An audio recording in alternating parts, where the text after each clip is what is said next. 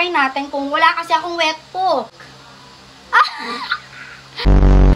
Hi guys! May practice ngayon sa moving up ni Macy with the parents. So, I'm going to be there. And this is my outfit. I bought this one from Bangkok last year. Nung September lang nung nag-travel kami as in sunod-sunod na buwan. And look at that. Very sexy. Actually, may pair of shorts pa ito hanggang here. But, I'm gonna show you kasi meron akong binili sa TikTok. The last time na nagkaroon ng parang cycling na ganito is nung nabili ko sa 7-Eleven kasi may sayaw kami nun. And I forgot. So, sobrang confident ko pakita yung wet po ko. Nakalimutan ko bibili ng cycling. Kaso record talaga sa amin mag-cycling. Sabi ko, OMG. And now, I have this one on TikTok. This one is quite expensive. This is worth 1,200 plus. Pwede ito pang dress, but I don't know what's with the fabric because of this one. May pa-wet po siya.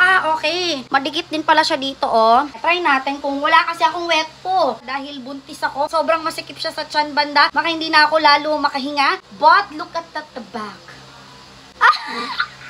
Girl! So, ayan. Ganyan siya, girl! But, hindi ko siya masusuot ngayon since marami kaming lakad at pag-deliver kami sa huling live ko last time. So, I'm going to wear the pair talaga. Kung bet mo din to, bagay to pagka-after panganak ko. Kasi kailangan kong bumalik yung chan ko. Kailangan maging flat siya ulit. And, super skip niya. So, feeling ko nakaka-help din talaga siya mag-burn ng fats at the same time. And, ilalagay ko na lang siya sa yellow basket. Out na!